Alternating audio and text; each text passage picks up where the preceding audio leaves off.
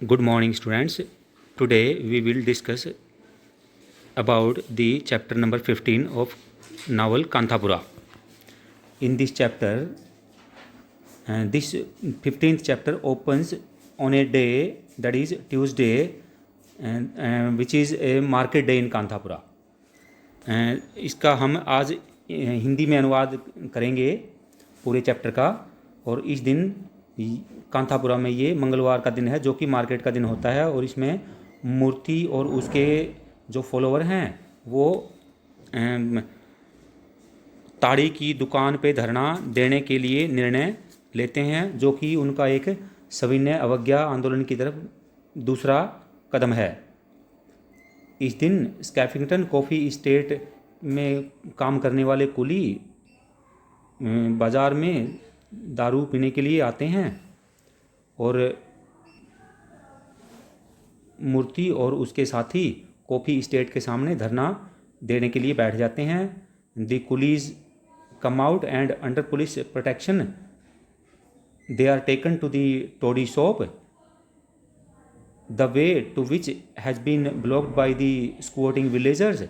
गाँव वाले जिसके सामने क्रॉस लेग बैठे हुए हैं, पुलिस वाले उनको ज़बरदस्ती हटाने का प्रयास करते हैं और वो औरतों पर पानी की बौछार करते हैं, गांव वालों को पीटते हैं। गांव वाले इसके उत्तर में कुछ भी नहीं कहते हैं, क्योंकि मूर्ति ने उनको पहले से ही समझाया है कि किसी प्रकार से भी प्रतिकार नहीं करना है।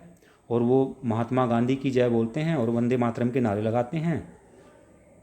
कुली कुछ देर बाद उन्हीं के गांव वालों के ही समर्थन में आ जाते हैं और उन्हीं के साथ वो भी धरने पर बैठ जाते हैं। इस प्रकार से कुली जो कि अब तक शराब के आदी थे, अब वो ये भी वायदा करते हैं कि वो आज के बाद शराब नहीं पिएंगे, और वो कांथापुरा में ही झोंपड़ी बनाते हुए अगले दिन नज़र आते हैं।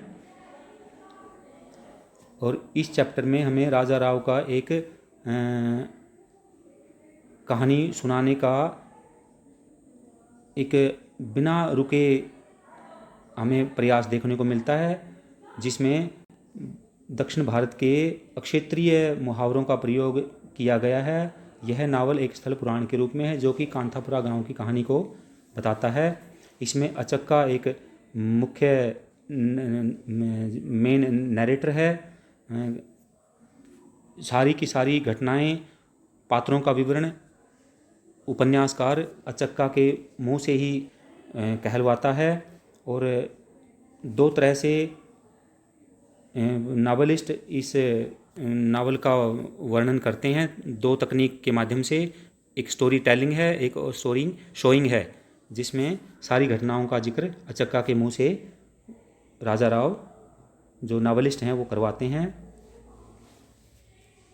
और जो मेजॉरिटी ऑफ कैरेक्टर्स हैं in this novel, they are all from village Kanthapura. They are uneducated and innocent, but they instinctively understand the nobility of Murti's mission, and that is why they respond wholeheartedly to every call given by Murti. मूर्ति के द्वारा दिए गए हर आह्वान का वो बड़े पूरे मन से समर्थन करते हैं, साथ देते हैं। और इस प्रकार से मूर्ति उनमें एक सामाजिक और राजनीतिक जागरूकता का उत्थान करता है। और इस चैप्टर में हमें राजा राव के एक कहानी सुनाने का और गांव के लोगों का अदम्य साहस का पता चलता है, और किस प्रकार से गांव के लोग अपना साहस का प्रदर्शन करते हैं और पुलिस का अत्याचार सहते हुए एक बार पुनः फिर पुलिस के अत्याचार के सामने वो अडिग खड़े हो जाते हैं। और इस प्रकार से वो गवर्नमेंट की जो दमनकारी तंत्र है उसके सामने उसका सामना करते हैं।